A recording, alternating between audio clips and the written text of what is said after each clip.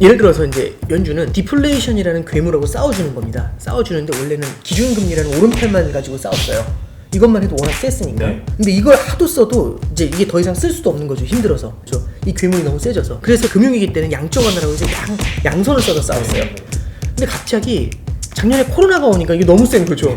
그래서 정말 이러면 안 되는데 복싱 선수인데 오른다리를 가지고 막 싸운 겁니다. 예, 하이킥까지 한 겁니다. 그러니까 이게 딱 작년 1년 풀어준 거죠.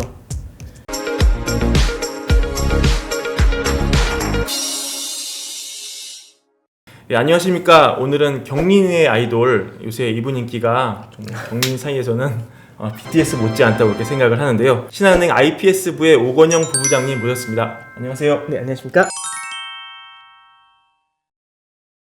예, 얼마 전 신한은행이 오 부부장님을 위한 따로 별도 유튜브 코너까지 만들었더라고요. 예, 이런 식이면 월급도 올리고 또 승진을 빨리 하라는 댓글도 많이 있었습니다. 네, 또 참고 부탁드리겠습니다. 감사합니다. 이 부부장님이 사실 어려운 경제 현상을 쉽게 설명하시는 것으로 유명한데요. 예, 먼저 사실 이 얘기부터 안 할 수가 없는데요. 이 한국에서 경제에 정말 1도 관심이 없던 분들이 요새 다들 이제 미국 10년물 국채금리 이 얘기를 엄청 하고 있거든요. 네. 이게 왜 그렇게 인기를 끌고 있는 겁니까? 일단은 그냥 현상부터 설명을 해드리면 그 작년에는 금리가 올라오지 않는 상태에서 주식시장이 막 달려갔거든요. 근데 갑자기 금리가 너무 빠르게 올라오면서 주식시장이 좀 긴장을 하는 모습을 보이니까 주식에 관심이 가지신 분들이 조금 더 많은 편이죠. 그러다 보니까 이게 주목이 되는 거고 언론에서도 이건 스포트라이트를 이제 많이 받고 있는 상황입니다. 그럼 이제 지표금리라고 하는 건데 미국 같은 경우 10년 금리가 되게 그 영향을 많이 주는 편이에요. 선진국이 있고 신흥국이 있을 거지 않습니까? 선진국 같은 경우는 워낙 오랫동안 경제를 쌓아 올린 힘이 있기 때문에 스스로의 자본력이라는 게 있어요. 그리고 선진국들은 그래서 돈이 있기 때문에 소비로 성장을 많이 하죠. 근데 신흥국들 같은 경우는 새롭게 만들어진 국가들이잖아요. 그러다 보니까 돈도 없고 무언가 제품을 만들 힘도 없어요. 근데 그 국가가 성장하기 위해서는 소비를 하든지 투자를 하든지 수출을 하든지 이런 식으로 성장을 해야 되거든요. 그럼 이제 보통 신흥국들은 어떻게 하냐면 제일 처음에 투자를 합니다. 투자를 해가지고 제품을 만들어요. 그런 다음에 팔아먹는 거죠. 근데 문제는 뭐냐면 제가 예를 들어서 가게를 하더라도 뭐 어디에 가게를 한다 딱 그러면 이제 바로 하시는 질문이 어디 있다고요? 이렇게 물어보실 거고 네. 어디 사거리에 합니다 그러면 여기 사람이 좀 다녀요? 이런 질문을 바로 하시겠죠. 이 질문은 사실 뒤집어 말하면 이런 거거든요. 그 물건에 대한 수요가 있어요? 이 질문을 바로 하신 거예요. 물건을 만든다, 투자를 해서 제품을 만든다는 것도 중요하지만 이 제품을 누군가 사줘야지 계속적으로 투자가 일어날 거잖아요. 근데 신흥국들 같은 경우는 자본력이 없기 때문에 소비 자체를 할 수가 없어요. 근데 소비를 할 수 있는 곳이 있습니다. 어디냐면은 선진국이 소비가 세잖아요. 그럼 어떻게 하냐면 신흥국은 제품을 만들어 가지고 그 제품을 선진국에다가 파는 거죠. 네. 그걸 우리는 수출이라고 합니다. 그래서 신흥국들 입장에서는 수출을 받아줄 수 있는 선진국의 소비 경제가 좋아지는 게 되게 포인트가 돼요. 그렇겠네요. 그러면 선진국 중에서 지금 일본이나 유럽 같은 경우는 참 어려운 모습이잖아요. 미국 같은 경우는 소비의 나라입니다. 네. 그러니까 미국의 소비가 굉장히 중요한 거고요. 그럼 그 소비에 영향을 주는 게 뭐가 있겠느냐? 첫 번째는 임금이겠죠. 그래서 매월 한 번씩 있는 미국 고용지표에 굉장히 많은 사람들이 관심을 가져요. 그게 1번이고요. 대부분이 다 우리나라 고용지표보다는 미국 고용지표에 굉장히 관심이 많은 편입니다. 어쩔 수가 없어요. 두 번째는 결국에는 소비를 만들어내려면 금리도 중요하겠죠. 왜냐면 이자를 내야 되잖아요. 그리고 미국에서 이자가 대부분 어디에 많이 나가냐면은 모기지 이자가 되게 크겠죠. 모기지는 주택담보대출 이자를 많이 내게 되는데 이 주택담보대출 금리가 우리나라 같은 경우는 단기금리 연동은 되는데 미국 같은 경우는 10년짜리 장기금리 연동이 되는 편이 되게 커요. 그러다 보니까 10년 금리가 미국의 소비에 영향을 꽤 많이 준다. 이런 해석이 많이 있어요. 그리고 마지막으로 생필품 가격이죠. 그러다 보면 미국의 물가도 신경을 쓰겠죠. 그러면 그냥 얼핏 들으시는 것보다 한번 보시면 최근에 언론에서 나오는 기사들을 보시면요. 미국의 고용 얘기 되게 많이 나오고요. 미국 금리 얘기 되게 많이 나오고 그 다음에 이제 미국의 물가 얘기가 되게 많이 나와요. 그러면 여기서 미국의 금리라는 게 되게 중요한 포인트라는 걸 말씀드렸죠. 왜냐하면 우리나라 경제 성장에 굉장히 큰 역할을 하고 있는 수출과 연결된 게 미국의 소비고 그 소비를 갖다가 연결한 것 중에 그 소비를 결정하는 것 중에 굉장히 큰 부분을 미국의 금리가 결정을 합니다. 그 금리가 빠르게 치고 올라오죠. 그러면 살아나는 듯한 소비가 혹시라도 눌리지 않을까. 이제 이런 것들이 하나의 긴장 요인이다. 이렇게 이제 볼 수가 있을 것 같습니다. 일반적으로 받아들이기에는 네. 10년물 국채금리가 오르면 자산시장 전반에 좀 악영향을 미칠 수 있다. 이렇게 시장은 보고 있는 거죠. 이게 이렇게 보시면 될 것 같아요. 그러니까 금리가 오른다고 해서 꼭 문제가 되는 건 아니고요. 그러니까 이런 거죠. 제가 이제 집을 하나 사려고 해요. 집을 사려고 하는데 제가 살려고 하는 집은 20%가 오를 거라고 저는 확신을 해요. 근데 대출 금리가 1% 오릅니다. 신경 안 쓰고 사죠. 왜냐하면 먹을 게 훨씬 더 크니까. 그래서 이 마켓을 볼 때는, 자산 시장을 볼 때는 이 자산을 통해서 기대할 수 있는 기대 수익률이라는 게 있고, 네. 그 다음에 금리가 있을 겁니다. 그러면 이 두 가지를 같이 비교해 봤을 때 금리보다 성장이 세게 나오면, 자산 시장의 기대 수익률이 높다면, 그러면은 금리가 오르더라도 크게 긴장을 하진 않아요. 근데 지금 보시면은 백신이라든지 이런 것들이 나오면서 성장이 빠르게 돌아서긴 하지만 아직도 불안불안하다는 얘기가 나오고 있고, 그리고 부채가 예전에 비해서 많이 늘어난 상태에서 금리가 갑자기 확 뛰어 올라오니까 시장에서는 참가자들은 걱정을 하는 거죠. 작년에는 올라오지 않던 금리가 되게 빠르게 올라오고 있고, 이제 간신히 나오기 시작했던 성장이 혹시라도 영향을 받지 않을까, 이런 것들은 두려움으로 작용을 합니다.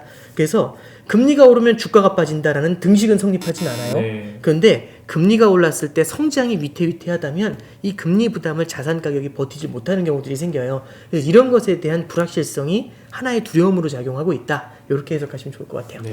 그러면 지금 여튼 빠른 속도로 이 10년물 금리가 오르고 있는데, 미국 이 금리를 사실 결정하는 가장 큰 그 부분을 해주는 게 연준인데, 이 연준이 이 국채금리 상승을 용인하고 있는 거로 봐도 되나요?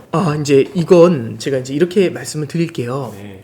원래 중앙은행이 하는 정책은요, 기본적으로 기준금리를 올리고 내리고 하는 정책을 씁니다. 네, 기준금리라는 건 초단기 금리예요. 하루짜리 하루짜리 금리거든요. 그러니까 하루짜리 금리를 조절하는 건데, 정말 이례적으로 작년 같은 경우는 코로나 사태가 터졌잖아요. 장기 금리가 뛰어 올라오게 됐을 때는 너무 상황 자체가 안 좋으니까 장기 금리가 빠르게 뛰어 올라왔을 때는 이게 부담스러운 거죠. 그래서 장기 국채를 막 사들이면서 돈을 많이 뿌렸습니다. 네. 그러니까 장기 국채 영역에, 장기 자금의 영역에 돈이 많이 공급이 되니까 장기 금리가 눌려 있었겠죠. 그래서 보통 성장이 빠르게 돌아설 때는 금리도 같이 돌아서는데, 이게 너무나 이제 작년에는 코로나 사태라는 이례적인 일이 네. 있었으니까 성장이 돌아서도 금리는 굉장히 많은 자금을 뿌려가지고 눌러놨었던 겁니다. 그러니까 다시 말씀드리면, 해서는 안 되는 짓, 중앙은행이 해서는 안 되는 행동을 했고, 해서는 안 되는 행동보다는 그냥 하지 않아야 돼. 그러니까 원래는 안 하던 걸 한 거죠. 전대미문에. 정말 그렇죠. 네. 그러니까 이례적인 거니까 한 겁니다. 그리고 이유가 있죠. 코로나 사태라는 아주 이례적인 사태가 있었으니까. 그러면 이게 지금 금리가 올라오는 걸 용인한다라는 건 사실은 그 전에는 장기 금리는 중앙은행이 건드리지 신경 쓰는 않았었어요. 영역이 아니었던 거죠. 신경 쓰는 영역이 아니었던 거죠. 그런데 이제 작년에 신경을 썼던 겁니다. 그럼 사람들은 어떻게 받아들이냐면, 한번 신경 썼으면 계속 그렇죠. 신경을 썼구나. 이거는 중앙은행의 너네 롤 아니야? 이제 이런 생각을 하는 거죠. 근데 중앙은행이 얘기하는 거죠. 정상으로 돌아가고 싶은 겁니다. 그러니까 이걸 갖다가 실제 성장이 나오니까 조금 놔두고 싶은 거죠. 그럼 이제 금리가 이제 이렇게 다시 시장의 원리에 따라서 이제 금리가 움직이는 겁니다. 그래서 시장의 원리라는 건, 성장이 나오게 되면 시장에서 투자가 일어납니다. 투자라는 걸 하기 위해선 돈이 필요하죠. 그럼 돈을 땡겨가지고 소비를 하게 될 거예요. 투자를 하게 될 거예요. 그럼 시장에 자금의 수요가 늘어나니까 돈에 가신 금리가 뛸 거고, 두 번째는 물가가 올라갑니다. 물가가 올라가면 예금을 할 이유가 없잖아요. 그럼 예금을 한다는 얘기는 제가 은행에다가 돈을 빌려주는 건데, 예금 이자보다, 돈을 빌려주는 것보다 무언가 물가가 뛰는 게 더 빠르면 아무도 채권을 사지 않고 전부 다 물건을 사면서 매점 매석에 들어가겠죠. 네. 투기가 일어나겠죠. 그러니까 물가가 뛰거나 아니면 성장이 나오게 됐을 때는 금리가 뛰어 올라가는 게 일반적인 원리입니다.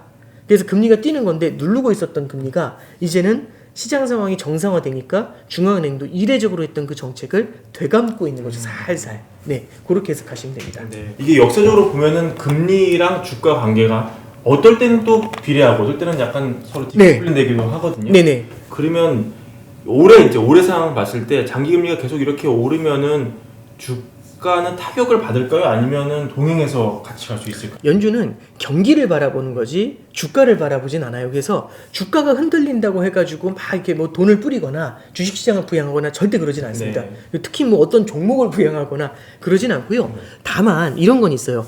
작년 같은 경우에는 워낙에 연약한 상태에서는 무엇이든지, 그러니까 사람이 너무 연약하면은 작은 충격에도, 생각하지 않은 작은 충격에도 그냥 푹 쓰러져 버릴 수 있잖아요. 그러니까 얘가 쓰러지기 전에 어떻게든지 케어를 해야지, 넘어져가지고 아예 죽은 다음에 살리는 건 너무 힘들다라는 걸 안 거죠. 그래서 작년 같은 경우는 자산 시장이 흔들리는 것이 너무나 연약한 경제를 무너뜨릴 수 있다. 이게 너무나 두렵다 보니까 이제 자산 시장이 흔들릴 때마다 무언가 부양책을 쓰려고 했었던 거고요. 지금 같은 경우는 탄탄하게 성장이 올라오고 있는 느낌이잖아요. 그러니까 우리가 이런 것들이 뉴스에서 나옵니다. 보복 소비라는 단어가 나오잖아요. 백신이라는 단어가 나오잖아요. 백신이라는 걸 보면서 모든 게 정상화될 것이다. 그러면 우리가 여태까지 하지 못했었던 거, 이번 해외 한번 가야지 이제 간만에 이런 생각을 하잖아요. 그러니까 보복 소비나 이런 것들이 탄탄하게 올라오고 있다라고 생각을 하면 성장이 세게 올라오면은 굳이 자산 시장을 갖다가 중앙은행이 케어를 해줄 필요는 없습니다. 그래서 그러니까 우리가 항상 생각하는 건 중앙은행이 주가를 어떻게 될 것이다 이렇게 바라본다기보다는 중앙은행이 주가를 케어하는 게 아니라 경기를 컨트롤한다. 이런 생각으로 좀 접근을 하시는 게 좋을 것 같고요. 그러니까 결국에는 금리가 올라오는 것만큼 실제로 성장이 많이 나오면 그러면 큰 문제가 없어요. 근데 그 성장이 사실 뭐라고 해야 될까요? 좀 두루뭉실했다거나 아니면은 재무 구조가 좀 취약하다거나 이런 기업들 같은 경우는 주식시장이 조금 긴장할 수가 있겠죠. 그래서 이럴 때 조금씩 차별화되는 섹터별로 이제 그런 현상들은 나타날 수 있습니다. 그럼 부부장님 보시기에 이미 미국 연준은 자산시장을 억지로 떠받쳐줄 필요는 없다고 이미 그 단계를 넘어섰다고 생각을 한다고 보세요? 그러니까 이렇게 보시면 될 것 같아요. 자산시장이 만약에 깨져가지고 실물 경기를 건드릴 정도라고 하면 들어오겠죠 다시. 뭐 예를 들어서 주가가 이제 그거는 뭐 제가 뭐 13.2%가 떨어지면 그렇죠, 이런 건 예. 없죠. 근데 시장이 느끼는 정도겠죠. 그러면서 이제 예를 들어서 주식 시장이 만약 흔들리고 그 다음에 그 하이힐드 채권 시장 같은 게 막 흔들려가지고 네. 기업들이 자금 조달이 안 들어서 확 무너져가는 모습이 나타나요. 이런 당연히 들어와야죠. 특히 지금처럼 아직도 경기가 확실히 살아나지 않은 건데. 근데 예를 들어서 주식 시장이 올라가다가 옆으로 긴다. 이런데 굳이 들어와가지고 자산 시장을 부양할 필요는 없죠. 그래서 이렇게 보시면 됩니다. 자산 시장 관심이 없다 아니에요. 자산 시장이 실물 경제에 영향을 줄 거라고 생각이 되면 언제든지 개입을 하려고 하겠죠. 그래서 연준 의장도 똑같은 얘기를 합니다.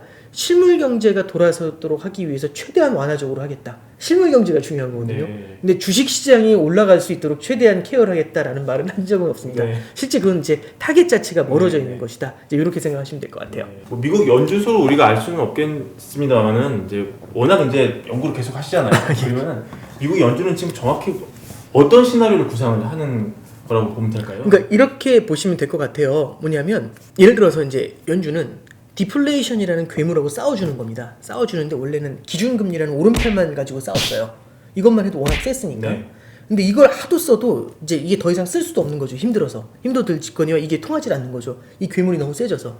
그래서 저기 금융위기 때는 양적 완화라고 해서 양손을 써서 싸웠어요. 네. 근데 이제 사실은 이것도 쓰면 안 되는 건데 원래 이 오른팔만 썼거든요. 근데 갑자기 작년에 코로나가 오니까 이게 너무 센 거죠. 그래서 정말 이러면 안 되는데 복싱 선수인데 오른다리를 가지고 막 싸운 겁니다. 하이킥까지 한 겁니다. 네. 그러니까 이게 딱 작년 1년 풀어준 거죠. 근데 이제 얘도 좀 이렇게 많이 그 디플레이션도 꽤 많이 약화된 것 같아요. 이제 얘도 좀 상황도 좋아지는 것 같고. 그럼 당연히 정말 힘들 때 쓰던 거 정말 쓰면 안 되는 거 이거 이제 네. 안 써야 되잖아요. 그래서 이제 오른발 웬만하면 안 쓰고 싶은 거죠. 네. 예, 이게 이제 킵니다. 근데 그러니까 사람이 이제 여기 뽕을 맞아가지고 이미 이제 왼발도 막 써다가 이렇게 막 요구를 하잖아요. 그건 이제 안 들어준다는 얘기시죠. 그렇죠. 그러니까 이렇게 보면 됩니다. 영원히 안 들어줄 거야가 아니라 또 그만큼의 리스크가 찾아오게 되면 또 들어 올리겠죠.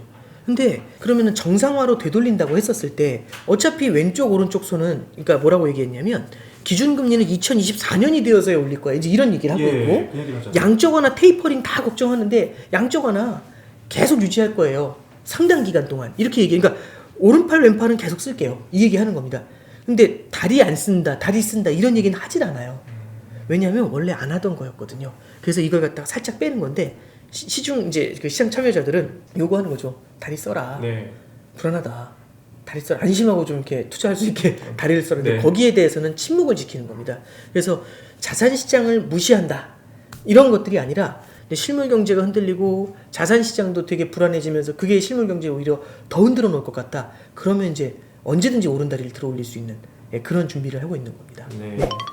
네, 부부장님 지금까지 설명을 잘 들었는데 사실 이제 이 대다수의 분들은 사실 결론이 뭐냐가 제일 중요하거든요. 그래서 내가 지금 어떻게 해야 되냐? 그럼 주식 시장을 어떻게 봐야 되냐? 예. 주식 시장에서 어떻게 액팅을 해야 되냐?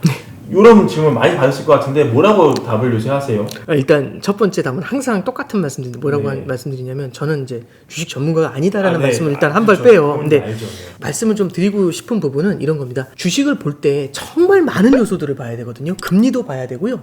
그리고 기업의 실적도 봐야 되고 미래의 성장성도 봐야 되고 밸류에이션이라는 것도 봐야 되고 정말 많은 걸 봐야 됩니다. 많죠. 제가 이제 중앙은행을 워치하거나 금리 움직임을 보는 것만큼 주식을 봤다라면은 제가 뭔가 코멘트를 드릴 게 네. 있을 텐데 진짜 기라성처럼 훌륭하신 분들이 많으시니까 이제 그분들의 조언이 1번입니다. 네. 다만 저는 어떤 말씀드리냐면 네.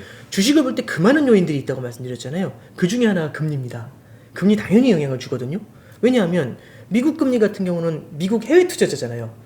요즘 다들 이제 아시겠지만은 기관, 외국인, 개인, 외국인이 제일 세다는 건 다들 알고 계시는데 그 외국인들이 결국에는 뭐의 영향을 가장 많이 받냐면 미국 금리의 영향을 제일 많이 받겠죠. 금리라는 건 결국에는 차입을 할 때 돈을 빌려올 때 들어가는 비용일 수도 있고 아니 안 빌려서 투자할 수도 있잖아. 그럼 기회비용이 될 수 그렇죠. 있죠. 아니 그냥 예금 금리가 높으면 예금에 넣지 굳이 왜 리스크를 지면서 해외 주식에 투자를 하겠어요. 그래서 외국인들한테 영향을 줄 수도 있는 굉장히 중요한 요인입니다. 이것만은 팩트예요. 그 외에 이제 실적이 너무 세니까 실적이 너무 잘 나오거나 성장이 잘 나오거나 밸류에이션이 저평가돼 있거나 이런 것들은 주가에 다른 영향을 다 주겠죠. 근데 금리 사이드에서만 딱 하나 말씀을 드리면 네.